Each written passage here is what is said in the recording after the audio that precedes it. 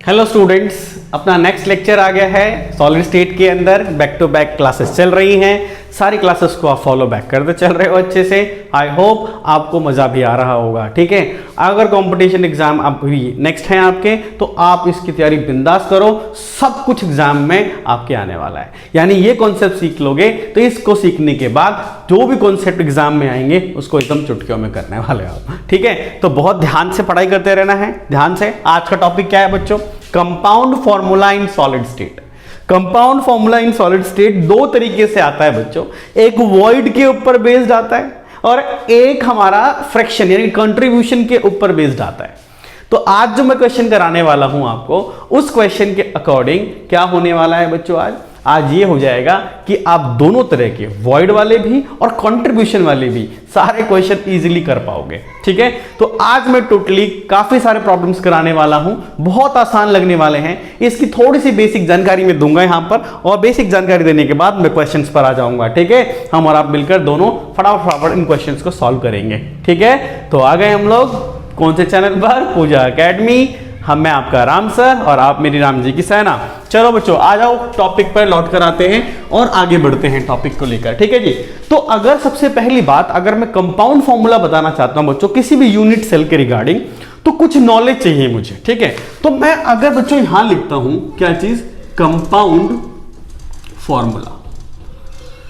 ठीक है, अगर मुझे कभी भी कंपाउंड फॉर्मूला निकालना होगा किसी भी यूनिट सेल के लेकर, याद रखना कि ये मैं किसके लिए निकाल रहा होता हूं बच्चों? यूनिट सेल को लेकर। तो ये कैसे होता है यार, बता दूं मैं आपको। यहां पर ना एक तो होगा on the basis of contribution. ठीक है, कंट्रीब्यूशन ऑफ एटम्स, कि एटम का कितना कंट्रीब्यूशन है उसके अकॉर्डिंग चलेगा। ठीक है, तो कंट्रीब्यूशन कोई एटम कितना करता है उसके बेसिस के ऊपर आप आसानी से निकाल सकते हो कि फॉर्मूला क्या बनने वाला है केटायन और एनायन के रिगार्डिंग। ठीक है, उसके बाद इसमें एक बनता है और जो कि होता है इसके अंदर क्या बच्चे? ऑन द बेसिस ऑफ ठीक है ना, एटम्स प्रेजेंट इन वॉइड्स, कि वॉइड में कहां पर कौन सा एटम रखा हुआ है, उस तरह के क्वेश्चन बनते हैं। एक कंट्रीब्यूशन के बेसिस पर और एक इसके बेसिस पर। आपको बता देता हूं कि कंट्रीब्यूशन के अंदर भी एक केस और बढ़ जाता है, जिसमें याद रखना क्या होता है कि compound formula when atoms are missing,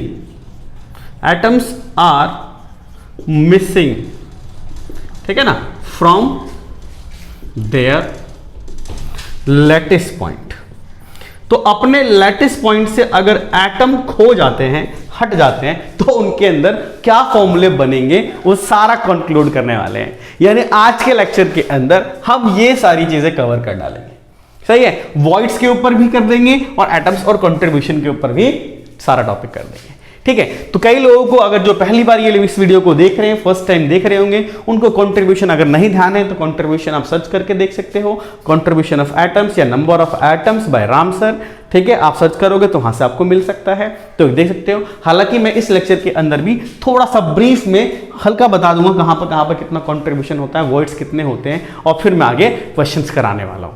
तो आपको टेंशन नहीं है, आप बस ध्यान से पढ़ते रहना, है ना। पूरा लेक्चर ध्यान से देखो और सही से करो, तो आराम से आपको समझ में आने वाले सब कुछ। ये है कुछ बच्चों ये चीज। तो इसके लिए क्या है, अगर मैं ये क्वेश्चंस बच्चों इस पे कराने वाला हूं, तो इनको कराने के लिए मुझे सबसे पहली बात क्या है, कुछ बातें बतानी पड़ेंगी आपको। थोड़ा सा मैं आपको फ्लैशबैक में लेके चलता हूं। अगर आपको आता है तो थोड़ा सा बढ़ा लेना वीडियो, अगर नहीं आता तो ध्यान से देखना। ठीक है ना, देखो जरा क्या सबसे पहली चीज बच्चों, क्या अगर मैं यहां पर देखना चाहता हूं, कंट्रीब्यूशन की बात करना चाहता हूं, कंट्रीब्यूशन ऑफ एटम्स, है ना। थोड़ा बता देता हूं बच्चों, जिनको पता नहीं होता उनके लिए बहुत फायदेमंद हो जाता है, जिनको आता है थोड़ा सा बढ़ा के आगे वीडियो देख सकते हो, कोई दिक्कत नहीं है। कंट्रीब्यूशन ऑफ एटम्स, अगर मैं कंट्रीब्यूशन ऑफ एटम्स की बात कर रहा हूं यहां पर बच्चों, तो सबसे पहली बात क्या है कि मैं सबसे पहली बात लेके चल रहा हूं, किसके अंदर लूंगा ये? इन क्यूबिक यूनिट सेल। तो क्यूबिक यूनिट सेल लिया जा रहा है और उसके अंदर मुझे कंट्रीब्यूशन देखना है। तो सबसे पहले बच्चों आ जाता हूं कहां पर? एट कॉर्नर्स पर कहां पर होगा, तो सबको याद होना चाहिए। अगर मैं क्यूबिक यूनिट सेल बनाता हूं तो कुछ ऐसा बनाना पड़ेगा, बोलो। हाँ, ये ऐसा कुछ बनाना पड़ेगा। ये कंट्रीब्यूशन है। अगर मुझे ये क्यूबिक यूनिट सेल है, इस क्यूबिक यूनिट सेल के कोने के ऊपर, किसी कोने पर, कॉर्नर पर ये रहा, सर ब्लू पेन हाँ भाई थोड़ा बजट बढ़ा लिया तुम्हारे लिए ठीक है, थोड़ा सा बजट बढ़ाया तुम्हारे लिए। अब मैं रेड पेन और अलग अलग मार्कर यूज करूंगा ताकि आपको थोड़ा सा क्लैरिटी के साथ चीजें समझ में आ जाए। ठीक है, तो चलो ये क्या है, ये वाला, ये देखो ये कितना है 1/8, याद होगा बच्चों है ना, कितना कंट्रीब्यूशन करता है बच्चों, ये 1/8 कंट्रीब्यूशन करता है। याद रखना फुल एटम नहीं होता ये, तो कंट्रीब्यूशन अगर मैं यहां पर लिख रहा हूं है ना, कंट्रीब्यूशन, तो बच्चों ये होता है 1/8। 1/8 कंट्रीब्यूशन ही करता है, कहां पर होगा तो कॉर्नर पर होगा तो।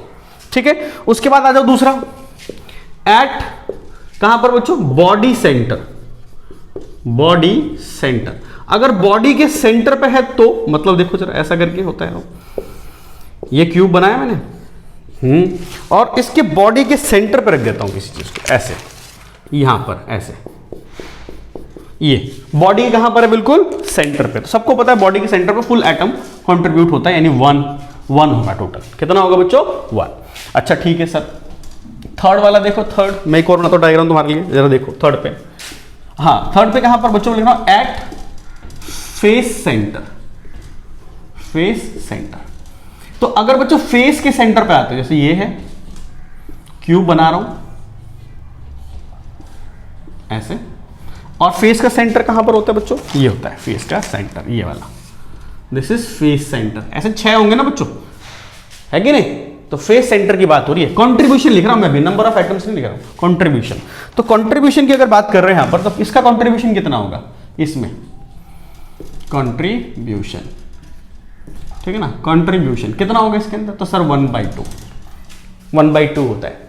अच्छा अगर मैं फोर्थ लिखता हूं क्या, एट एज सेंटर, तो एज के सेंटर पे कितना होगा, जरा देखो ऐसे करके बना रहा हूं,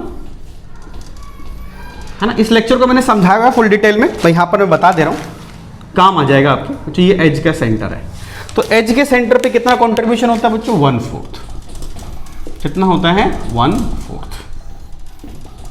ठीक है बच्चों, तो यार इस तरीके से कंट्रीब्यूशन आपको थोड़ा सा पता होना चाहिए कि कौन सी जगह पे होगा तो कितना होगा। क्लियर है। अच्छा इसी के अंदर अगर मैं बोलता हूं बच्चों, इसी के अंदर मैं बोलता हूं कि ये बता दो कि इफेक्टिव नंबर ऑफ एटम्स कितने होंगे इसके अंदर, किसके अंदर, इसके अंदर।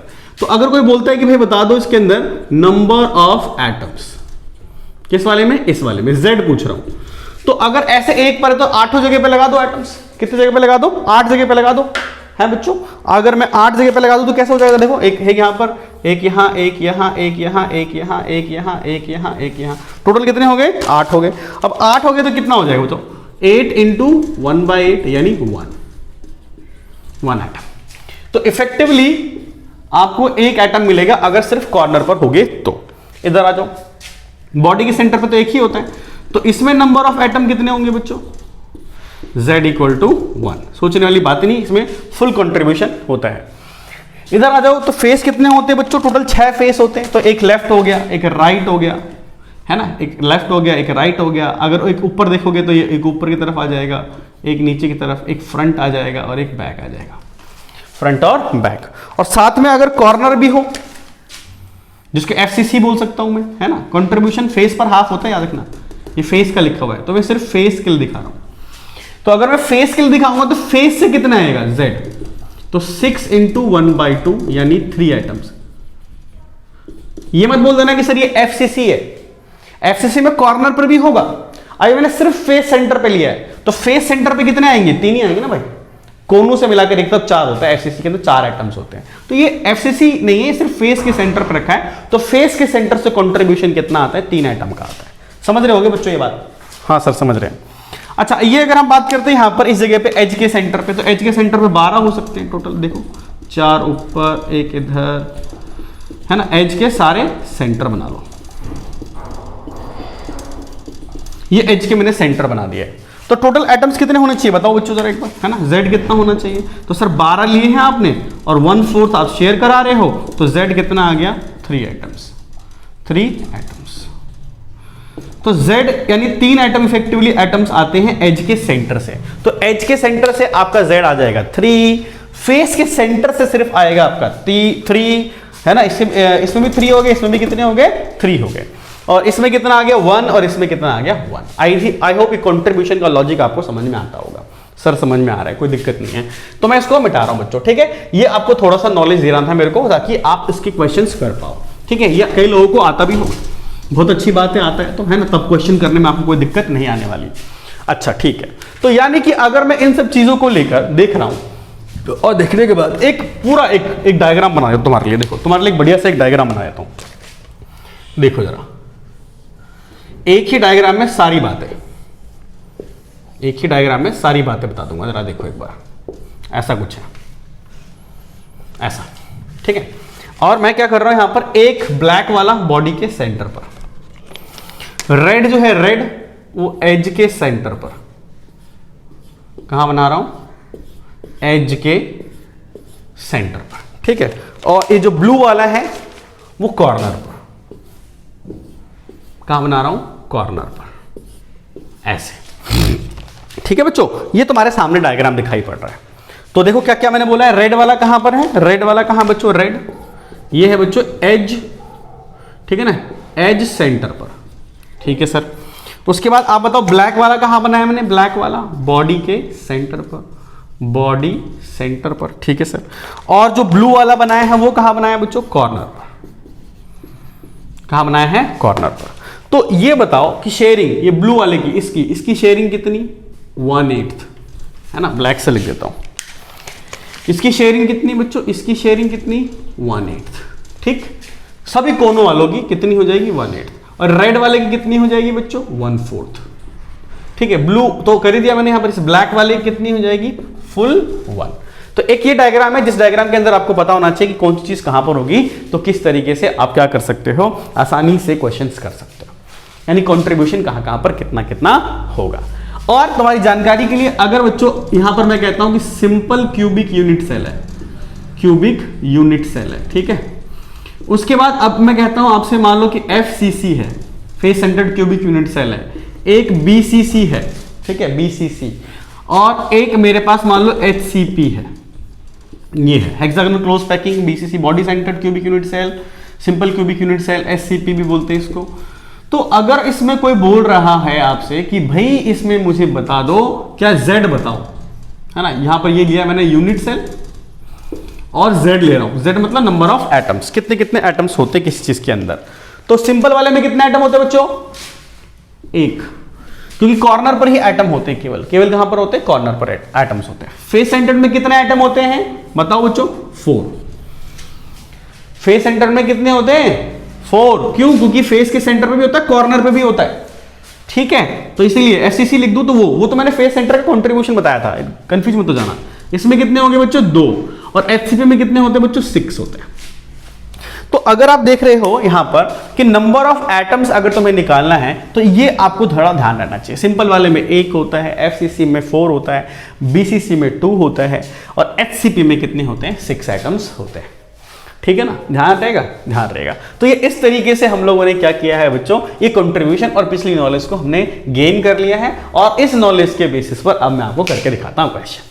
एक मैं करके दिखाता हूं अपनी तरफ से एक बढ़िया सा प्रॉब्लम तुम्हारे लिए, और उस प्रॉब्लम को कराने के बाद आपको इस क्वेश्चन पे लेके चलूंगा, और तुम मेरे साथ धड़ धड़ कर पाओगे क्वेश्चन को, ठीक है। तो मैं आपको एक क्वेश्चन करके दिखाता हूं, किस तरीके से क्वेश्चन आता है एग्जाम के अंदर और कैसे हमको करना चाहिए, ठीक है। इसको हम लोग क्या कर दे, रब कर दे, रब कर देते हैं इसको, ठीक है, इसको रब कर देते हैं। कंट्रीब्यूशन समझ में आ गया होगा, और नंबर ऑफ एटम्स भी आपको समझ में आ गए होंगे किस तरह से निकाला जाता है।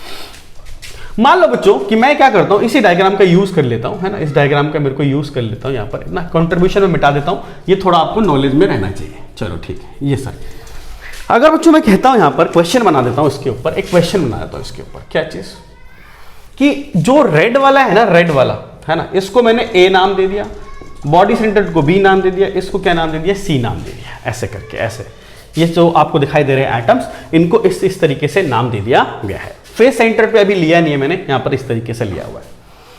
तो मैं अगर आपसे कहता हूं कि what will be the compound formula of given मतलब जो दिया है मैंने यहां पर, given unit cell in which A occupies A कहां पर जा रहा है बच्चों, edge centre, occupies edge centre, edge centre comma, B occupies, B कहां पर है बच्चों, body centre, body centre, and C occupies कहां पर बच्चों, कॉर्नर। तो क्वेश्चन ये है आपके लिए, और कहा गया है कि इसका फॉर्मूला बता दो कि क्या फॉर्मूला होना है। तो आसान होता है यार, कुछ खास नहीं होता इसका, जरा समझो एक बार सॉल्यूशन।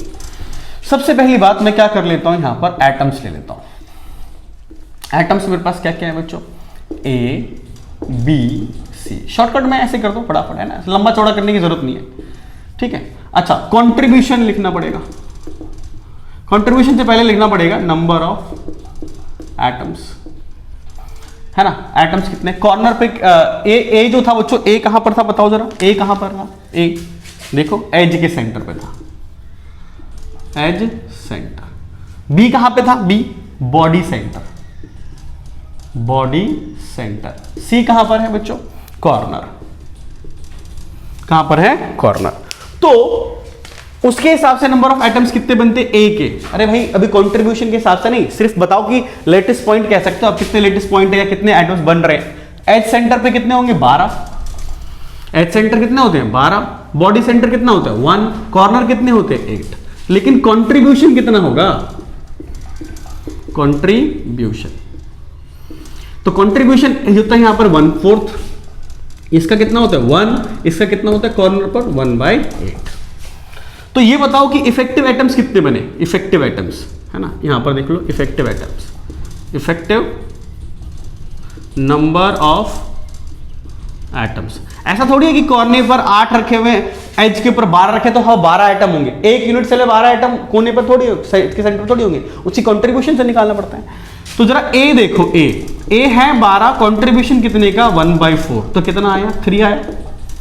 3 एटम्स इफेक्टिवली, 12 नहीं होंगे, 3 ही इफेक्टिवली होंगे। उसके बाद बी कहां पर है बच्चों, बॉडी के सेंटर पे, तो 1 × 1 यानी कितना हो गया, 1 एटम होगा इसका बी का।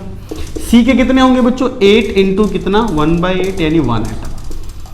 तो बोलो क्या रेशियो आया बच्चों, A:B C का। तो सर ये आ रहा है आपका A3BC, ये फॉर्मूला है, हो गया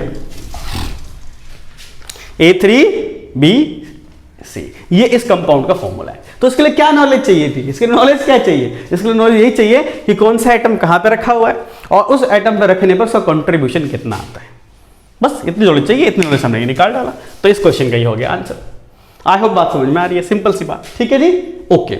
अब इसी क्वेश्चन में हम लोग और बढ़िया बढ़िया ट्विस्ट डालते चले जाते हैं, ठीक है। इसको मैं रब करता हूं, इसको रब करता हूं, ठीक है। अब इसी क्वेश्चन के अंदर मान लो दूसरा पार्ट बना देता हूं, इसका दूसरा पार्ट 2, है ना। इसको बता दूं, ये तो तुम्हें पता ही कौन सी चीज कहां पर है, ठीक है। आओ यहां पर, इसी का पहले क्वेश्चन का ये आप कह सकते हो ये ए पार्ट था। अब इसका बी पार्ट देखो, बी पार्ट क्या कहता हूं बच्चों कि when one atom from corner is missing, find compound formula। Missing case उठाओ उसमें से, मिसिंग केस, ठीक है। तो अगर हम ये वाला क्वेश्चन करना चाहते हैं बच्चों, ये वाला क्वेश्चन करना चाहते हैं तो कैसे करेंगे, समझो कैसे करते हैं। इसका सोल्यूशन देखो बच्चों, सबसे पहली चीज वही पुराना काम है ना। पुराना काम क्या बच्चों कि एटम्स ले लो बच्चों, एटम्स के क्या क्या है आपके पास बच्चों, वही ए है, फिर एक बी है, एक सी है, सही है, ओके। अगर आप देखोगे तो यहां पर नंबर ऑफ एटम्स, मतलब इसमें एक को खो देना है, एक कॉर्नर इस पे हटा दो, ये हटा देता हूं। इस वाले क्वेश्चन में कहा गया है कि यहां से एक कॉर्नर से हटा दो, कॉर्नर से एक मिसिंग कर दिया, तो कह रहा है कि कॉर्नर से मिसिंग हो रहा है, कॉर्नर से बच्चों मिसिंग हो रहा है। तो ए कहां पर है, ए एज सेंटर पे, तो एज सेंटर के पॉइंट कितने होते हैं 12, इसमें तो कोई नुकसान नहीं है। बी कहां पर है, बॉडी के सेंटर पे, यहां भी कोई नुकसान नहीं है। ये कितना हो गया बच्चों, तो ये हो गया 8 था पहले, 8 में से 1 कम हो गया है, तो कितना हो गया 7 हो गया, ठीक। और अगर मैं इसके अंदर कंट्रीब्यूशन निकालूं, क्या निकालूं, कंट्रीब्यूशन, तो सबको पता है कंट्रीब्यूशन कितना होता है। ए कहां पर था, एज सेंटर पे, तो 1/4। बॉडी के सेंटर पे कितना 1 और कॉर्नर पे कितना 1/8। तो इफेक्टिव एटम्स बताओ कितने निकले, इफेक्टिव एटम्स। ए का कितना निकला है इफेक्टिव एटम्स? ए का तो 12 इंटू 1/4 कितना 3। बी का कितना निकला बच्चों? 1 इंटू 1 ही आया। सी का कितना निकला?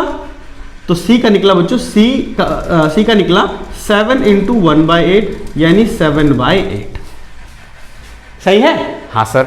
तो अब मुझे बताओ कि यहां पर जो फॉर्मूला निकलेगा कंपाउंड फॉर्मूला वो क्या निकला? कंपाउंड फॉर्मूला क्या निकला?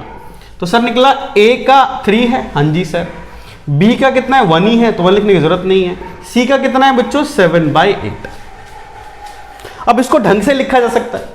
इसको ऐसे ना लिखकर हम लोग कैसे लिख देते हैं? ऐसे भी लिख देते हैं। इसका एलसीएम ले लो, सबको 8 से मल्टीप्लाई कर दो। तो सबको 8 से मल्टीप्लाई कर दो तो कितना हो जाएगा? 24। बी कितना हो जाएगा? 8। और इसको करोगे तो कितना हो जाएगा? सी 7। तो कोई इसको ऐसे भी लिख सकता है, इसको ऐसे भी लिख सकता है।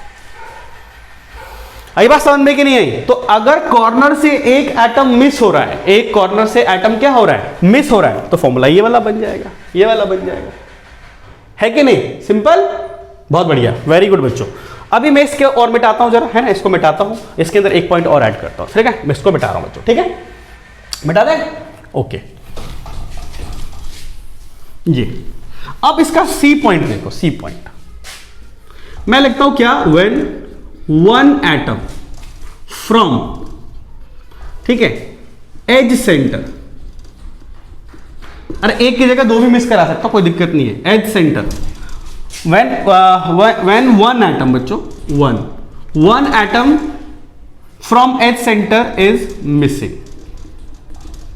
फिर वही फाइंड कंपाउंड फॉर्मूला।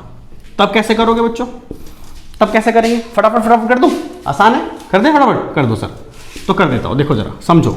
यहां पे क्या लिख देता हूं? एटम्स। फिर एटम्स के ऊपर ये ए, ये बी और ये सी, ठीक। उसके बाद आप देख लो, नंबर ऑफ एटम्स देख लो कितने हो सकते हैं, कितने एटम्स होंगे किसके? ए के। ए के लेटेस्ट पॉइंट के ऊपर कितने एटम होंगे? पूरा एटम थोड़ी होता है। तो ए कहां था? एज सेंटर पर। तो एज सेंटर से तुमने कितने गायब कर दिए? एज सेंटर से एक गायब कर दिया। पहले कितने थे? 12। तो 12 में से एक कम कर दो, कितना हो गया? 11। बाकी ये सब कैसे रहेंगे? ऐसे ही रहेंगे, बाकी तो पंगा हुआ ही नहीं है। यहां पर अगर मैं कंट्रीब्यूशन की बात करूं, बार बार याद दिला देता हूं मैं, कंट्रीब्यूशन कितना होता है? 1/4 1, और ये कितना होता है? 1/8। तो बताओ बच्चों की इफेक्टिव नंबर ऑफ एटम्स क्या निकले? तो सर ए का निकला आपका 11 इंटू 1/4 यानी कि 11/4। बी क्या निकला? बी 1 इंटू 1 यानी 1। सी क्या निकला बच्चों? 8 इंटू 1/8 यानी कि 1 निकला। तो कंपाउंड का फॉर्मूला क्या निकला? कंपाउंड का फॉर्मूला क्या निकला बताओ जरा, है ना? इसको मिटा दे, है ना, इसको हटा देते, दिखाने के लिए बताया था तो, है ना। अब फॉर्मूला बताओ क्या बन जाएगा बच्चों? तो ए कितना निकला? 11/4। बी कितना निकला? 1। सी कितना निकला? बोलो 1 लिखने की कोई जरूरत भी नहीं होती। तो इसको कैसे ले सकते हो? सबको 4 से मल्टीप्लाई कर दो, कितना हो जाएगा? ए 11 बी 4 सी 4, ऐसे भी लिख सकते हो उसको। तो आई होप समझ में आ रहा होगा। अब एक एटम खो जाए, 2 एटम खो जाए, 3 एटम खो जाए, 4 एटम खो जाए, क्या फर्क पड़ता है? कोई फर्क नहीं पड़ता, आराम से ऐसे करके निकाल सकते हैं। सही है? तो नंबर ऑफ एटम्स वाला भी केस समझ में आ रहा होगा, और मिसिंग वाले एटम भी समझ में आ रहे होंगे। मिसिंग केस कैसे करेंगे, कि मिस हो गया है तो कैसे करेंगे। सही है? एक क्वेश्चन मैं आपको और देता हूं बढ़िया सा बनाकर, फिर उसके बाद मैं क्वेश्चंस और बढ़िया बढ़िया लेने वाला हूं, ठीक है? इसको मिटा दें? ओके सर, ये था पहला क्वेश्चन। एक क्वेश्चन मैं इसी तरीके का बना के दे रहा हूं आपको, ठीक है? फिर उसके बाद जैसा भी है क्वालिटी प्रॉब्लम्स, है ना, जो ऑब्जेक्टिव एमसीक्यू टाइप के जो नीट में या मेन में आते रहते हैं, एडवांस में भी आते रहते हैं, वो सब करा रहा हूं, ठीक है?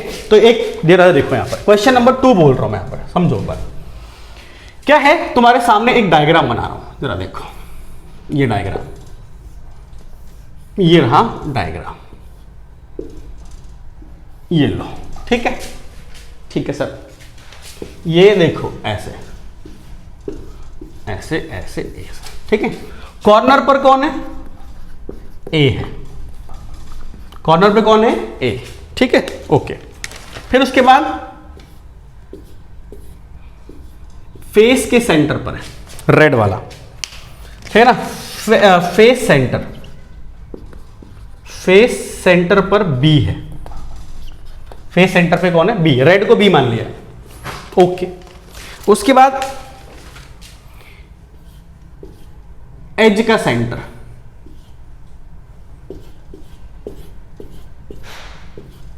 ठीक है, ये एज के सेंटर।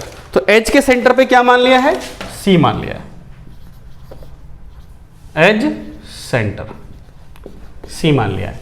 और एक बॉडी के सेंटर पे, ये ब्लैक मार देता है ऐसा, बॉडी सेंटर डी मान लिया, ये सही है। तो अगर मैं ये क्वेश्चन दे रहा हूं आपसे, तो सबसे पहली बात ये पूछ रहा हूं कि पहला क्वेश्चन बना के बोल रहा हूं कि if A occupies corner, comma B occupies कहां पर? Face centre, comma C occupies कहां पर है? Edge centre, and D occupies कहां पर? सी जो था हमारा वो कहां था? एज सेंटर पे, और डी कहां है? Body centre, occupies body centre, ये है, ठीक है। तो मैं बोल रहा हूं क्या? Find compound formula. पहला इसका जवाब दो कि इसका कंपाउंड फॉर्मूला क्या होगा। बिल्कुल आसान है, बिल्कुल आसान। कैसे? एटम्स ले लो, सॉल्यूशन कर रहा हूं साथ साथ में। एटम्स ले लो बच्चों, एटम्स, ठीक है। क्या क्या? ए है, बी है, सी है और डी है, ठीक है। यहां पर सीधा मैं लिख देता हूं कंट्रीब्यूशन, सीधा कर दे सर, कर दो। ए कहां पर था? ए कहां पर था बताओ? ए कॉर्नर पर, तो 8 इंटू 1/8। बी कहां पर है बच्चों? बी देखो जरा, बी कहां पर? फेस सेंटर, 6 इंटू हाफ, ठीक है। सी कहां पर है बच्चों? एज सेंटर, एज के सेंटर पर, तो 12 इंटू 1/4। डी कहां पर है? बॉडी सेंटर, बॉडी सेंटर पे कितना क्या हुआ? तो इफेक्टिव एटम्स कितने आए? इफेक्टिव नंबर ऑफ एटम्स, तो सर इसका आया ए, सर इसका सॉरी ए कह रहा हूं 1, इसका कितना आया 3, इसका कितना आया 3, इसका कितना आया 1। यही तो है, यही है। तो बता दो कंपाउंड फॉर्मूला क्या निकला? कंपाउंड फॉर्मूला क्या निकला? सर निकला AB3C3D, बन गया। कितना आसान है, कोई दिक्कत? मेरे को लगता कोई दिक्कत वाली बात है। फिर उसके बाद दूसरा पॉइंट, एक दूसरा पॉइंट मैं कहता हूं क्या कि if face diagonal atoms, face diagonal atoms are missing from unit cell, find compound formula, ठीक है। फेस डायगोनल, तो फेस डायगोनल कहां है बच्चों? ये रहा, ये देख लो, इसको मैं लाइन से ऐसे शेड कर दे रहा हूं, ये दिस इज फेस डायगोनल। तो कोई भी एक face diagonal, if face diagonal atoms है ना, 1, एक कोई किसी एक फेस से, सारे फेस से नहीं, if face diagonal atoms are missing from unit cell, किसी एक फेस से, तो कंपाउंड का फॉर्मूला निकाल के बताना है। कैसे करें बताता हूं मैं आपको, जरा देखो, ठीक है। तो मैं इसको क्या कहां से रब कर दे बच्चों, है ना, ये बता दें, ये बता देते हैं कि ए कहां पर है, कॉर्नर पर है, मैंने वहां तो लिख ही दिया है, ठीक है, इसको बता देता हूं। ओके, तो जरा देखो इस क्वेश्चन को करते हैं। तो सबसे पहली बात वही पुराना काम, एटम्स, ठीक है बच्चों, ए है, इस बार ऐसे लिख देता हूं एटम्स, ठीक है, ए है, बी है, सी है और डी है, ठीक है। तो अगर आप देखते हो ये हमारे पास है, तो इसके नंबर ऑफ एटम्स कितने हैं, मतलब ए के, तो ए में ए कहां पर था बच्चों? ए जरा देख लो कहां पर था, ए था आपका कॉर्नर पर, तो कॉर्नर से कितने आइटम हट गए? तो 8 - 2 6 हो गया। भाई अगर तुम एक फेस से एटम्स निकालोगे तो 2 कॉर्नर के एटम नहीं निकल जाएंगे क्या? निकल जाएंगे। तो यार यहां पर 8 में से 2 हटा दिया मैंने, कितने बच गए? 6 बच गए। बी कहां पे था?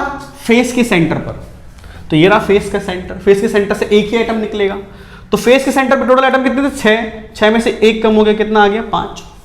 6 में से एक कम हो गया तो कितना आ गया? 5। सी कहां पर था? सी एज सेंटर पर, एज के सेंटर, तो एज सेंटर से निकला ही नहीं, कुछ भी नहीं निकला, तो एज सेंटर 12 था, 12 में से कुछ भी नहीं निकला तो 12 ही बचा। डी कहां पर था? बॉडी के सेंटर पर, तो बॉडी सेंटर तो सेफ रहेगा, कुछ में से कुछ निकला नहीं तो 1 ही बचा। तो ये बताओ बच्चों इफेक्टिव एटम्स कितने निकले? इफेक्टिव नंबर ऑफ एटम्स, तो भाई देखो 6 था, 6 ये कहां पे था? कॉर्नर पे था, तो कॉर्नर पे कितना? 1/8, तो 6/8, 6/8 को कट कर दो 3/2, ये 2 3 या 6, 2 4 जा 8, 3/4। उसके बाद ये कितना है भाई? 5। बी कहां पर था बच्चों? बी फेस के सेंटर पे, तो 1/2 यानी कितना आ गया? 5/2, ठीक है। उसके बाद 12, सी कहां पर था? एज के सेंटर पर, तो 12 इंटू 1/4 यानी कितना? 3, और बॉडी के सेंटर पे तो 1 ही रहेगा, तो ये 1 हो गया, तो ये निकल कर आ रहा है। तो फॉर्मूला क्या निकल रहा है बच्चों? तो निकल रहा है ए 3/4, बी 5/2, सी 3 और डी 1, ये निकल कर आ रहा है। हाँ आ रहा है सर। और इसको कैसे लिख सकता हूं बच्चों? इसको और कैसे लिख सकता हूं? अगर सबको 4 से इंटू कर दो, 4 से, तो कितना आ जाएगा? A3, इसको 4 से इंटू करूंगा तो कितना आ जाएगा? 10, B10, C12, ठीक है, और D4। इसको ऐसे बना सकते हैं, फ्रैक्शन से हटा के ऐसा बना सकते हैं। आ रहा है समझ में? है कि नहीं? इजी है? कोई दिक्कत? मैं सारे केस करा दूंगा, आज के बाद आपको कोई दिक्कत नहीं पड़ेगी, है ना। ऐसे क्वेश्चन तो सबसे पहले करोगे एग्जाम के अंदर, तो इसीलिए बहुत ध्यान से करते चले जाना। तो यार ये जो क्वेश्चन है हमारे पास, ये फेस डायगोनल से हटाया तो ऐसे निकाल सकते हैं। अगर मैं इसी क्वेश्चन में एक चेंज कर दूं, है ना, ये फर्स्ट पॉइंट मिटा देता हूं यहां से, है ना, ये मिटा दूं, ये रख लेते क्योंकि इसमें तो पता चल जाएगा कि कौन कौन से पॉइंट्स हैं मेरे पास, है ना। ये मिटा देता हूं यहां से, ठीक है,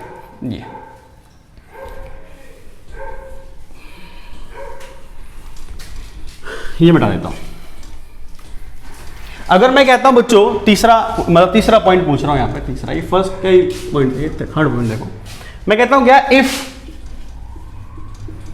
ठीक है ना, body diagonal atoms are removed. अगर क्या कहते हैं बॉडी की डायगोनल से हटा दिया, देन फाइंड कंपाउंड फॉर्मूला। तब कंपाउंड फॉर्मूला निकालना है। कितना आसान है, चलो देखो। चलो बॉडी डायगोनल कौन सा होता है बच्चों? इस बार बॉडी डायगोनल बता के दिखाऊं मुझे, बॉडी डायगोनल कहां पर होता है। तो किसी भी एक डायगोनल को उठा लेता हूं मैं यहां से, ये इस फेस से उस फेस में लेके जाता हूं, ये वाला, ऐसा, दिस इज बॉडी डायगोनल। तो चलो फटाफट करते हैं इसका आंसर। एटम्स ए है, बी है, सी है, डी है, ठीक है। यहां पर सीधा सीधा मैं यहां पर जैसे कि पहले यहां लिख रहा था नंबर ऑफ एटम्स, तो जरा बताओ नंबर ऑफ एटम्स कितने होंगे। ए कहां पर था? कॉर्नर पे था, कॉर्नर से कितने निकल गए? 2 निकल गए, तो 8 - 2 यानी कि 6। बी कहां पर था बच्चों? फेस के सेंटर पर। ऐसे करने से फेस सेंटर से कुछ भी नहीं निकला, तो कुछ भी नहीं निकला तो मतलब ये 6 का 6 रहेगा। उसके बाद यहां पर सी कहां पर था बच्चों? एज के सेंटर पर, तो ऐसे करने से एज के सेंटर से भी कुछ निकला नहीं, तो 12 - 0 यानी 12 ही हो गया। डी कहां था? बॉडी के सेंटर पे, तो 1 था, 1 में से 1 गया, 1 में से 1 निकल गया, तो 0, कुछ बचा ही नहीं। इफेक्टिव एटम्स कितने बचे बच्चों? इफेक्टिव एटम्स, तो ये हो गया 6 इंटू, कहां पर? कॉर्नर पे था, तो 1/8, तो 6/8, 6/8 जैसे वही था हमारा 3/4। इसका बताओ कितना? 6 इंटू, बी कहां पर था बच्चों? बी फेस के सेंटर पे, 1/2 यानी कि 3। ये कहां पर है? एज के सेंटर पर, तो ये भी 3, ये तो खत्म ही है, इसका तो कुछ बचेगा ही नहीं। फॉर्मूला क्या निकला? तो सर निकला A 3/4, B 3, C 3 और D 0। या लिखो मत लिखो, एक ही बात है। और इसको कैसे कैसे ले सकते हो? 4 से इंटू कर दो तो आ जाएगा A3, B12, C12, बस। डी लिखने की जरूरत नहीं, डी तो खत्म हो गया, डी तो है ही नहीं, एटम ही नहीं उसके, वो तो एक ही था, एक निकल गया उसमें से, रिमूव हो गया। आ गया होगा अप्रोच। ऐसे कहां से भी कितने भी एटम्स निकलवा सकता हूं मैं आपसे। ये एटम निकलवाने के बाद इसके क्वेश्चंस करने में कोई दिक्कत नहीं आएगी, ठीक है जी बच्चों, बताओ। ओके, तो यार इस तरीके से हम लोगों ने क्या किया है, ये अच्छे से क्वेश्चंस कर लिया। तो ये मैं उठा देता हूँ मैं आपको, आई होप ये समझ में आ गया। इसके ऊपर ऑब्जेक्टिव के क्वेश्चंस करा देता हूँ मैं आपको, है ना, जो एग्जाम में आते रहते हैं, ये मिटा देता हूँ। ठीक है, ये हो गया आपको। तो इस तरीके से बच्चों नंबर ऑफ एटम्स कहीं भी मिस करा लो, एज के सेंटर से मिस करा लो, कहीं से भी करा लो, है ना, बहुत सारे केस बना सकते हैं। कहाँ से एक की जगह दो एटम भी डिस्प्लेस कर सकते हैं, कोई दिक्कत तो वाली बात नहीं होनी चाहिए। ठीक है जी, ये हो गया आसान सा क्वेश्चन, है ना, कोई दिक्कत नहीं, दिक्कत है सर। चलो, अगर ये आपको समझ में आ गया तो अब मैं क्वेश्चन उठाता हूं और मुझे आप इस क्वेश्चन को बताओगे, मेरे साथ साथ भी कर पाओगे आसानी से। अब ये स्क्रीन के ऊपर क्वेश्चन फ्लैश होने लगे हैं, जरा देख लो। पहले मैंने सिखा दिया, अब इस क्वेश्चन को फटाफट अब मैं जल्दी कराऊंगा, आपको समझ में आएगा। जैसे पहला क्वेश्चन देखो, सोल्यूशन देखो, सोल्यूशन फर्स्ट, बहुत जल्दी करूंगा, ध्यान समझना। एक compound form element A and B in a cubic structure where A at corner B at body centre. A कहां पर? कॉर्नर। बी कहां पर? Body centre.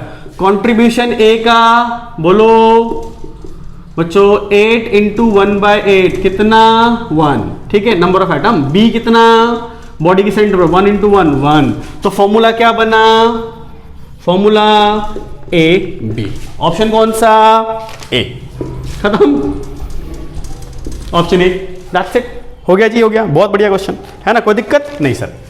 अच्छा, ये हो गया पहला क्वेश्चन का आंसर, कोई दिक्कत? आओ नेक्स्ट देखो, है ना, जल्दी करेंगे क्योंकि आपको समझ में आ गया होगा, इसमें ज्यादा टाइम देने की जरूरत नहीं है।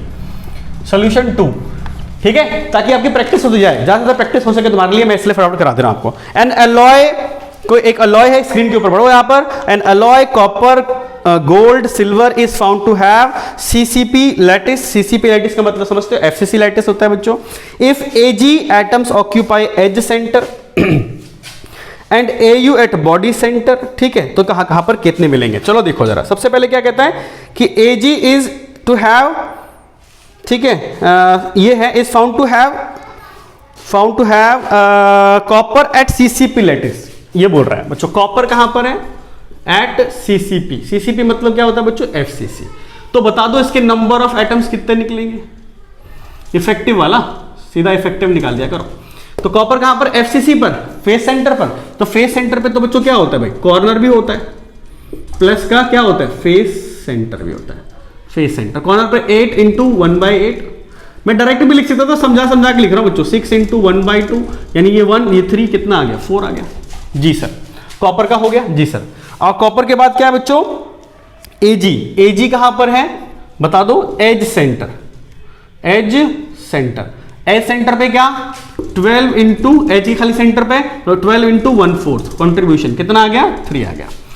समझ रहे हो? हाँ जी सर। और उसके बाद क्या है? गोल्ड है। गोल्ड कहां पर है बच्चों? कितने जगह पे है? गोल्ड इज बॉडी सेंटर पर है। ये कहां पर है? Body centre. तो बॉडी सेंटर पे कंट्रीब्यूशन कितना? 1। तो 1 इंटू 1 1 ही आएगा। फॉर्मूला आ गया, बोलो कंपाउंड फॉर्मूला क्या निकला?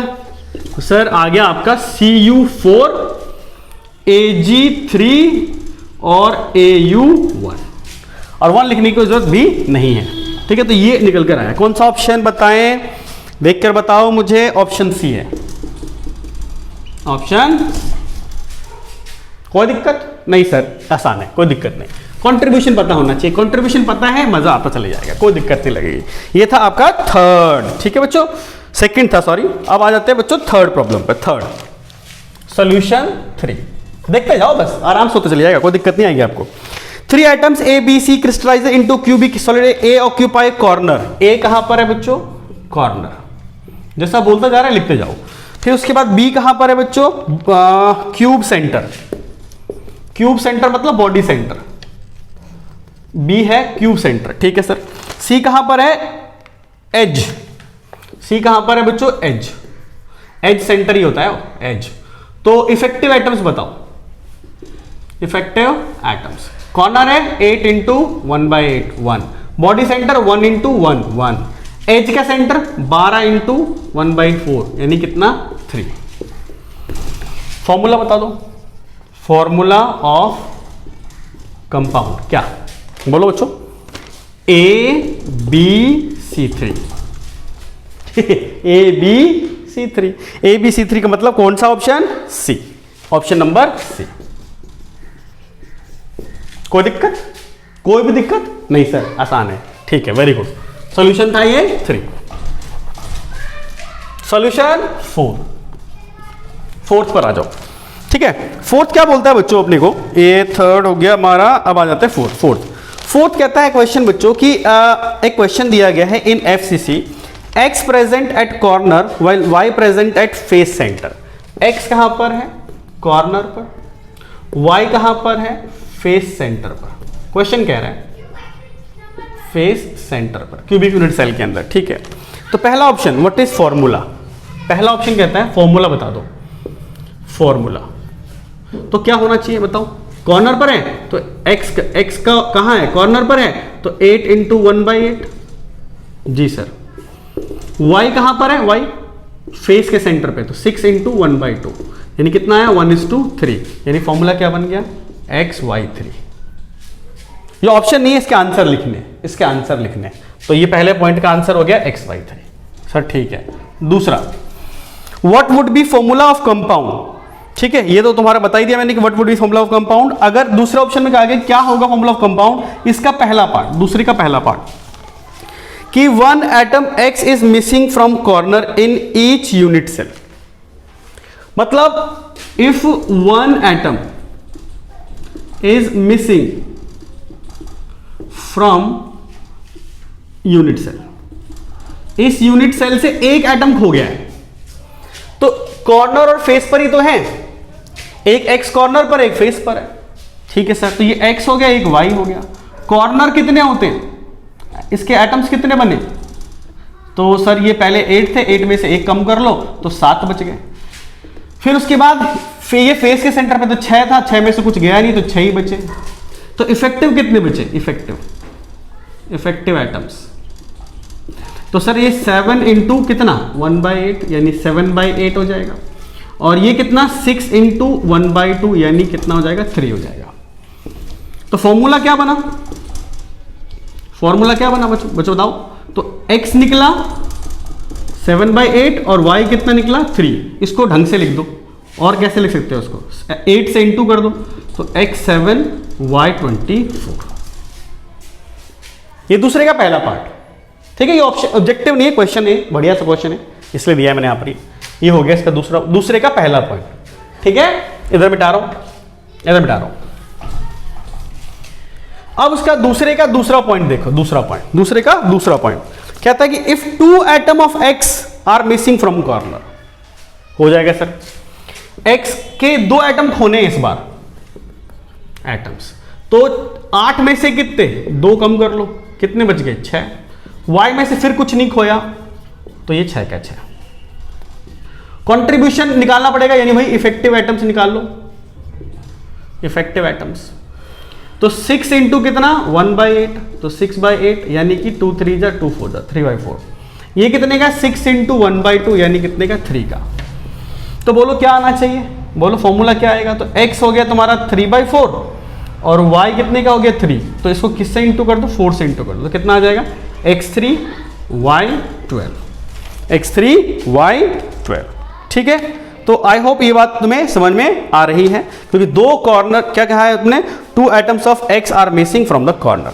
तो अगर कॉर्नर से 2 एटम मिस हो जाएंगे ये वाला, तो 8 में से 2 6 हो गया, इसका 1/8 हट के 3/4, और ये फेस के सेंटर पड़ा ही हुआ है तो ये ऐसा रहेगा, ठीक है।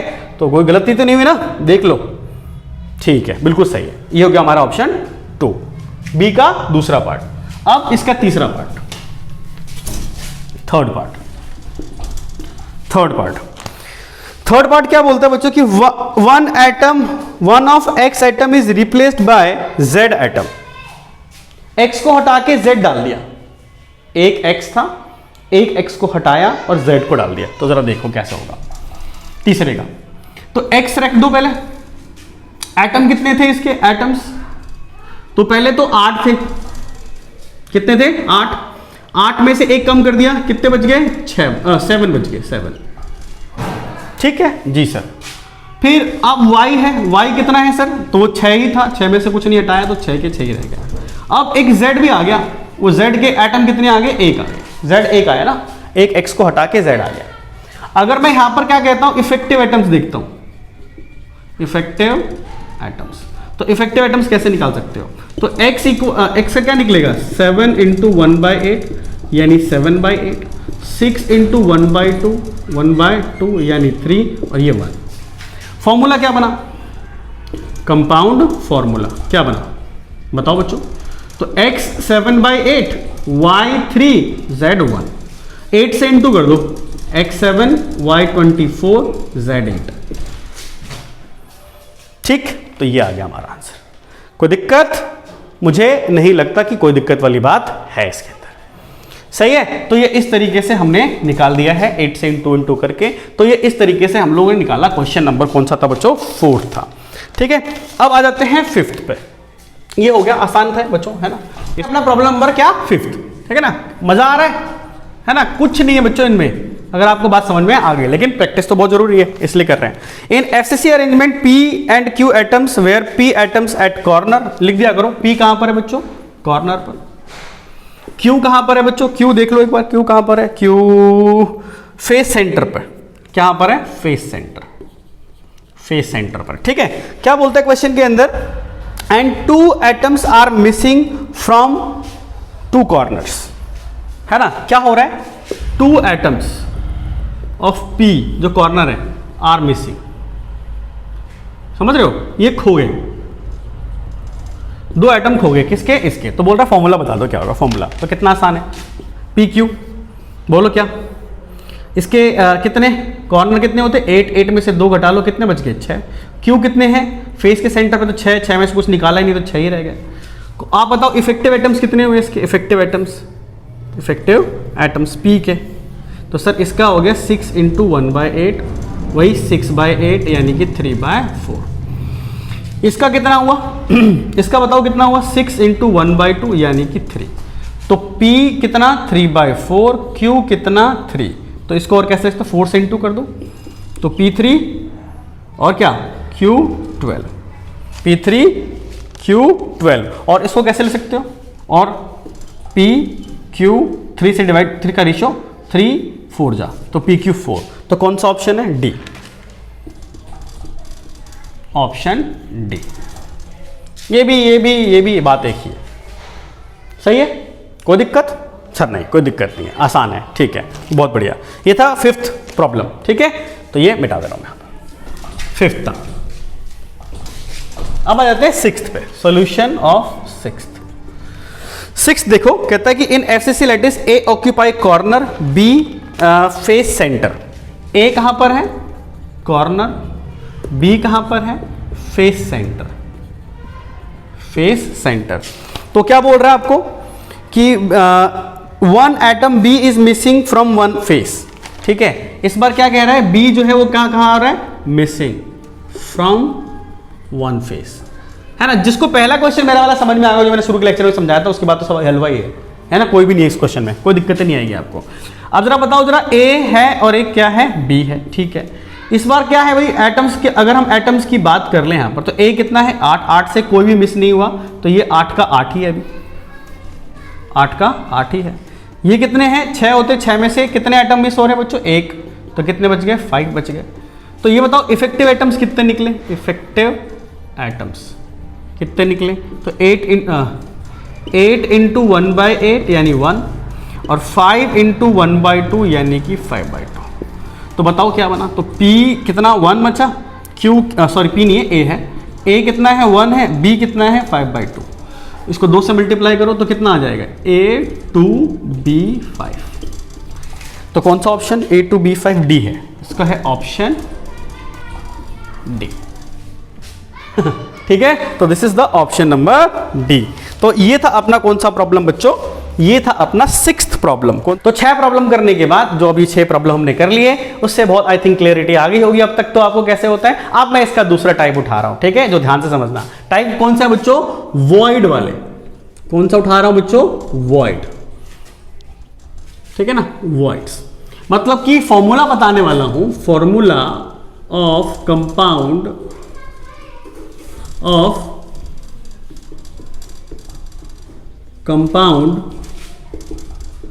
On the basis of voids. अब ये कंप्लीट कर देंगे आज पूरा, ठीक है। तो वॉइड्स के अकॉर्डिंग है बच्चों, तो वॉइड्स की थोड़ी जानकारी देता हूं। जैसे मैंने पहले आपको उसकी जानकारी दी, 6 प्रॉब्लम कराए, खत्म। उसके बाद डीपीपी हम यहाँ पर डिस्क्रिप्शन बॉक्स में डाल देंगे, आपको वो करते रहना आराम से, सारे हो जाएंगे फिर उसके। अब आ जाओ बच्चों ये वॉइड्स के बारे में बात करें। लेते हैं। किसके बारे में बात कर लेते हैं? वॉइड्स के बारे में। तो अगर मैं वॉइड्स के बारे में बात कर लेता हूं तो समझना, एक बार थोड़ा ध्यान से समझना, इसके लिए जरूरी है, आपके लिए बात समझ में आनी चाहिए। तो ये क्या है वॉइड्स? तो हम कहते हैं कि if number of void, octahedral voids, octahedral voids है ना, इसको ओवी शॉर्टकट में बोलते हैं, अगर n है तो क्या होता है? Then number of tetrahedral voids, यानी इसको शॉर्टकट में टीवी बोलते हैं, तो वो 2n होते हैं। ये जानकारी आपको होनी चाहिए और मैंने बताया भी है लेक्चर के अंदर, देख लेना। पिछला लेक्चर अगर देखना हो तो आई बटन के अंदर आ रहा है, वहां से देख लेना, ठीक है, या पिछले लेक्चर में जाके देख लेना कि किस तरीके से वॉइड्स के बारे में मैंने पढ़ा रखा है। तो वॉइड सर्च करोगे तो मिल जाएगा आपको। तो यहां पर क्या है बच्चों की, number of octahedral void n होंगे तो टेट्राहेड्रल वॉइड कितने होंगे? 2n होंगे। सही है, ये बात पता होनी चाहिए आपको। अगर पता नहीं है तो ये मैंने लिख दे रहा हूं, यहां पर समझ के चलना बच्चों। यहां पर सबसे पहले जरा अगर मैं लिखता हूं कि इन CCP या क्या चीज FCC, ठीक है, इसमें बच्चों अगर मैं FCC लेके चलता हूं तो इसमें मैं बोल रहा हूं आपसे, बताओ कि ऑक्टाहेड्रल वॉइड कितने होते हैं? तो इसमें 4 होते हैं, तो टेट्राहेड्रल वॉइड कितने हो जाएंगे? 8 हो जाएंगे। ठीक है, ये करा रखा है मैंने बिल्कुल, और location of tetrahedral void and octahedral void in CCP full lecture लिया हुआ है, तो अभी तो मैं यहां पर रिजल्ट यूज कर रहा हूं। इन BCC बॉडी सेंटर इरेगुलर होता है, तुमको पता है, नॉन रेगुलर टेट्राहेड्रल वॉइड होते हैं, पर इसमें कितने होते हैं? 2 होते हैं, तो ये 4 हो जाएंगे, पर इरेगुलर होता है, देखना जरा एक बार, ठीक है। और अगर मैं यहां पर ले रहा हूं इन HCP हेक्सागोनल क्लोज पैकिंग, तो इसमें ऑक्टाहेड्रल वॉइड जो होते हैं 6 होते हैं, तो ये कितने होते हैं? 12 होते हैं। ठीक है, तो इस तरीके से बच्चों हम लोगों ने यहां पर ये जानकारी हमारे को होगी। तो अभी मैं सारे क्वेश्चन जो बताऊंगा आपको बिल्कुल समझ में आने वाले, सारे समझ में आ जाएंगे। थोड़ा याद रखना, HCP में ऑक्टाहेड्रल वॉइड इतने, और हाँ एक बात और कि नंबर ऑफ इफेक्टिव एटम्स जो होते हैं ना, वो बराबर होते हैं किसके? Number of octahedral void. तो जिसमें जितने एटम होते हैं ना, उतने ही ऑक्टाहेड्रल वॉइड्स होते हैं। जितने एटम मिलेंगे उतने ही ऑक्टाहेड्रल वॉइड्स मिलेंगे। ये बात भी बहुत जरूरी है। इसको समझ गए आप? तो देखो आपको मैं क्वेश्चन करके दिखाता हूं, आसानी समझ में आएंगे। ठीक है, ये नोट कर लो, बहुत ही इंपॉर्टेंट पॉइंट है आपके लिए। ये कर लिया है तो वॉइड्स की जानकारी अगर आपको ये वाली है तो अभी के सारे क्वेश्चन एकदम आसान लगने वाले। ठीक है, तो इसको मैं रब करता हूं।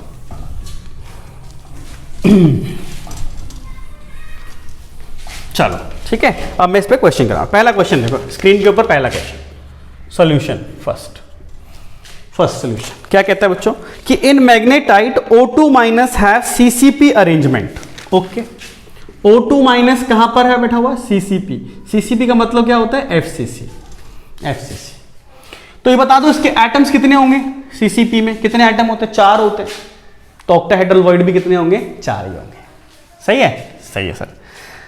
और क्या बोलते हैं कि इसमें अगर ये दिखा रखा है तो इसका मतलब क्या हो गया बच्चों? याद रखना कि इसमें 4 क्या है? ऑक्टाहेड्रल वॉइड्स, और 4 ही एटम्स होंगे। और अगर मैं बोलूं यहां पर साथ में तो नंबर ऑफ एटम्स भी 4 ही होंगे। ऑक्टाहेड्रल वॉइड भी इतने ही होंगे।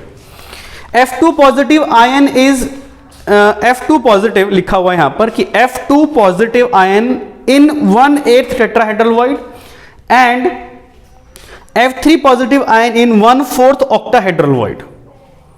ठीक है, तो ये मुझसे कहा गया है क्वेश्चन के अकॉर्डिंग। तो बोलता है क्या, बताओ कि फॉर्मूला ऑफ मैग्नेटाइट क्या होगा।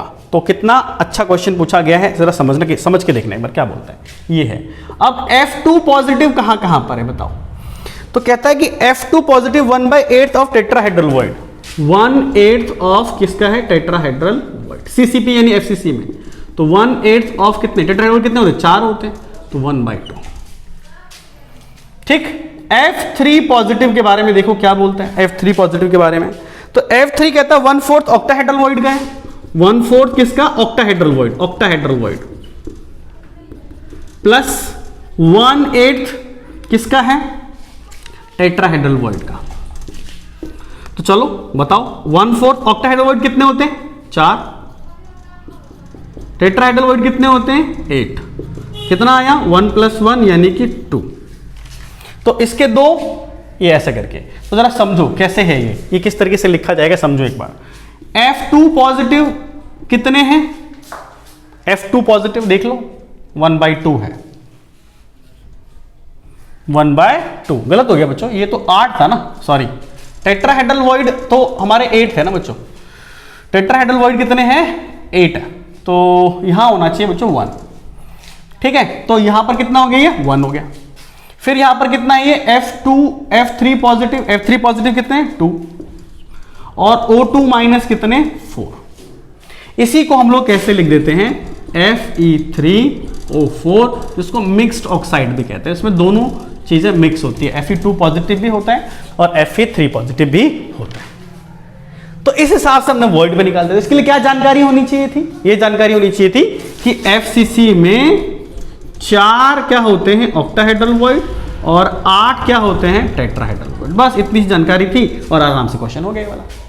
तो बता दो इसका ऑप्शन कौन सा है, ए है। इसका आंसर हो गया option A. Okay, that's it. ठीक है बच्चों, इसको रब करते हैं। अब आ गया सोल्यूशन नंबर 2। देखो जरा सोल्यूशन नंबर 2 क्या होना चाहिए बच्चों। In a spinel structure O2 minus ion cubic close pack है। O2 माइनस समझ रहे हो, O2 माइनस CCP में है, CCP को FCC बोलते हैं। तो बच्चों नंबर ऑफ एटम्स कितने निकलेंगे 4। Okay, where 1/8 of the tetrahedral voids are occupied by A2 positive. तो A2 पॉजिटिव जो है वो कहां पर है, 1/8 ऑफ किसका, टेट्राहेड्रल वॉइड। तो 1/8 टेट्राहेड्रल कितने होंगे 8 होंगे, तो कितना आ गया 1 एटम्स आ गया, इसका एक ही एटम होगा। ठीक है सर। उसके बाद अकॉर्डिंग टू क्वेश्चन वो बोलता है क्या, 1/2 of octahedral void occupied by B3 positive. जो B3 पॉजिटिव है आपका वो 1 कितना है बच्चों, 1/2 ऑफ ऑक्टाहेड्रल। तो ऑक्टाहेड्रल कितने होते हैं, इसमें 4 होते हैं, तो कितने आ गए 2 एटम्स आ गए। सही है, हाँ सर, ऑक्टाहेड्रल वॉइड है ना बच्चों ये ऑक्टाहेड्रल। तो अब क्या कहता है वो आपसे कि बता दो भाई इसका फॉर्मूला क्या होगा। तो ए कितने, पहले कैटायन लिख लिया करो, ए कितने 1, बी कितने 2, ओ कितने ऑक्साइड मतलब 4। तो फॉर्मूला क्या बन गया AB2O4। तो आंसर क्या आया, ऑप्शन, चेक करो बच्चों, option B is the correct answer, solution number 2। ठीक है, आगे बढ़ते हैं, आगे बढ़ते हैं। तो है अपना अब सॉल्यूशन नंबर 3। सॉल्यूशन नंबर 3 जरा देखो, बहुत आसान से बोलता है नंबर ऑफ टीवी एंड ओवी आर इन HCP। HCP में बच्चों HCP हेक्सागोनल क्लोज पैकिंग है, इसमें टीवी और क्या पूछ रहा है, ओवी पूछ रहा है, एंड ओवी पूछ रहा है। बताना कितने कितने होंगे बच्चों। तो HCP में मैंने अभी बताया था, तुम्हें अभी बताया था कि एटम्स कितने होते हैं 6। तो ओवी कितने होंगे, ओवी वो भी 6। तो टीवी कितने होंगे 12। तो टीवी कितने होते हैं 12 और ओवी कितने होते हैं 6। तो कौन सा ऑप्शन हो गया बता दो, कौन सा ऑप्शन है, पहले टीवी फिर ओवी, तो 12 और 6, option D, option D. That's it, knowledge based पता होना चाहिए था। अब आगे बढ़ते हैं, अब आ जाते हैं बच्चों क्या, सोल्यूशन नंबर 4, फोर्थ पर आ जाते हैं बच्चों। फोर्थ क्या कहता है कि ना compound atoms of element Y form CCP।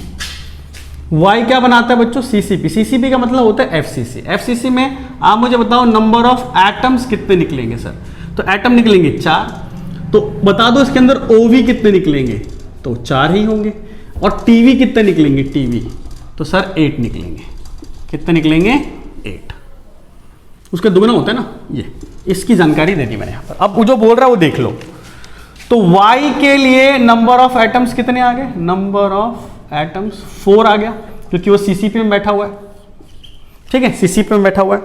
और क्या बोलता है कि X जो है ना, X वो क्या है बच्चों, according to question 2/3 of TV, 2/3 of TV and 2/3 of TV कितने 8, तो कितना हो गया 16/3, 2/3 ऑफ, ठीक है, टीवी बोल रखा है इसके अंदर, 16 बाय क्या हो गया बच्चों 3 हो गया। तो अब उससे वो क्या बोलता है कि कंपाउंड का फॉर्मूला बता दो क्या होगा, कंपाउंड फॉर्मूला, कंपाउंड फॉर्मूला। तो क्या होगा बच्चों बताना जरा। तो x लिख दो पहले 16/3, y लिख दो कितना बच्चों 4, किससे मल्टीप्लाई कर दे इसको 3 से मल्टीप्लाई कर दे, तो 3 से मल्टीप्लाई करने पर क्या आ जाएगा बोलो, 3 से मल्टीप्लाई करने पर आ गया x 16 और y कितना 12। इसको और सिंप्लीफाई करके कैसे लिख सकते हो, है ना, 4 से डिवाइड कर दो इसको, x4 y3, x4 y3। तो कौन सा ऑप्शन आ गया बता दो, B, option B is the correct. That's it, कोई दिक्कत नहीं। Solution number 4। तो ये है हमारा सॉल्यूशन नंबर 5। ठीक है, ध्यान से देखो बोर्ड पे, सॉल्यूशन नंबर 5 क्या बोलता है बच्चों क्वेश्चन कि in crystalline solid anion Y negative ion arrange in HCP arrangement, arrange in HCP arrangement. तो इसका मतलब क्या है, यहां पर Y माइनस जो है वो किसके अंदर है बच्चों, HCP के अंदर है, और HCP के अंदर है, इसका मतलब क्या हुआ बताओ, नंबर ऑफ एटम्स कितने हुए, नंबर ऑफ एटम्स कितने 6 हुए। सबको पता होना चाहिए कि HCP के अंदर कितने एटम होते हैं बच्चों, 6 ही एटम होते हैं, सबको पता है बच्चों। ठीक है, उसके बाद क्या बोलते हैं कि X positive are equally distributed between OV and TV, all of the OV are occupied. कितना बढ़िया क्वेश्चन बोल रहा है बच्चों, क्या बोलता है ये कि अब आपके पास क्या है, X पॉजिटिव जो है वो कहां पर है, तो उनके वॉइड्स में पड़ा हुआ है, इक्वली है टेट्राहेड्रल में, इक्वली है ऑक्टाहेड्रल में, और ऑक्टाहेड्रल सारे कवर्ड है। तो तुमको ये पता है बच्चों किसी के अंदर 6 एटम है, तो इसमें ऑक्टाहेड्रल वॉइड्स कितने होंगे, सबको पता है कि नंबर ऑफ OV एटम्स के बराबर होते हैं, तो उसमें कितने होंगे, 6 ही होंगे। अगर सारे के सारे X जो हैं ऑक्यूपाइज, ठीक है, ऑक्यूपाइज ऑल OV, मतलब 6 एटम्स यहां से आ जाएंगे। ठीक है, और क्या कहता है, इक्वली ऑक्यूपाइज TV, होते तो 12 हैं, होते तो 12 है, लेकिन 6 जगह पे ये क्या कर रहा है, कवर कर रहा है। इक्वल कहा था ना उसने, होता तो बच्चों 12 है, टीवी बोलोगे तो टीवी कितना होता है, टेट्राहेड्रल वॉइड कितने होते हैं, 12 होते हैं, लेकिन इक्वली क्वेश्चन में बोला गया कि दोनों में इक्वल है। तो टोटल कितने हो गए बच्चों, 12 एटम्स हो गए। क्या हो गया, 12 एटम्स। तो बच्चों अगर मैं फॉर्मूला बोलूं कि इसका बताओ फॉर्मूला क्या बना, कंपाउंड का फॉर्मूला क्या बना, तो X पॉजिटिव Y नेगेटिव का इस 2 ले लो, यहां पर कितने कितने का आ गया, तो X कितना निकला, 12 निकला, और ये कितने निकला, 6 निकला, यानी कितने का रेशियो आ गया बच्चों, 2:1। तो फॉर्मूला बन गया X2Y। This is our answer. ठीक है, तो कौन सा ऑप्शन आया बच्चों, ये है ऑप्शन नंबर ए। ठीक है, तो ऑप्शन नंबर ए ही हमारा आंसर है। अब आ जाते हैं इसका अगला प्रॉब्लम। आपको पता ही है बच्चों कि मैंने इसके ऊपर 6 प्रॉब्लम पहले वाले टॉपिक में कराया, और अब 6 प्रॉब्लम इस पे कराता हूं। उसके बाद डीपीपी के अंदर और जो अपेस के क्वेश्चंस हैं हम उसको डिस्क्रिप्शन बॉक्स में लगा देंगे, वहां से प्रैक्टिस करते रहना। जो भी डाउट होगा आप जरूर लिख देना, वहां पर हम उसको जरूर रिप्लाई करेंगे। अभी जो अपना क्वेश्चन है बच्चों, जो हमारा है सोल्यूशन नंबर 6 का, सोल्यूशन नंबर 6 जो है बच्चों अपना, ये जेई का अपना एडवांस का क्वेश्चन है। अब हर क्वेश्चन के अंदर आप देखते हो बच्चों एडवांस की प्रॉब्लम भी मैं साथ में कराता हूं, ताकि आपको ये समझ में आ जाए कि इसी तरह के क्वेश्चंस आते हैं, वहां पर बस प्रेजेंस ऑफ माइंड चाहिए होता है ना, थोड़ी सी प्रैक्टिस चाहिए होती है, उसके बाद तो कोई दिक्कत पड़ती नहीं है किसी बच्चे को। जरा समझो, मैं करके दिखाता हूं क्वेश्चन बढ़िया सा। कह रहा है in unit cell mineral has CCP arrangement of oxygen atom. Okay, यानी ऑक्सीजन जो है ना, ऑक्सीजन एटम किसके अंदर है, CCP यानी कि FCC अरेंजमेंट में है, खुद बोल रहा है क्वेश्चन। ठीक है सर, अगर ये ऑक्सीजन FCC अरेंजमेंट में है तो बता दो यार number of atoms of oxygen कितने होंगे, तो सर 4। CCP में एटम कितने होते हैं, 4 होते हैं, सबको पता है बच्चों, है ना, लेक्चर के शुरुआत में मैंने समझा दिया था आपको।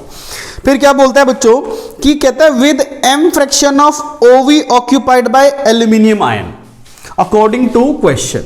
ठीक है ना, एल्यूमिनियम आयन ऑक्यूपाइज कह रहा क्या, m फ्रैक्शन किसका, OV का। तो OV कितने होंगे, एटम्स कितने हैं इसके अंदर, 4, क्योंकि CCP अरेंजमेंट है ना, CCP अरेंजमेंट में कैसा होगा भाई, 4 ही होगा एटम।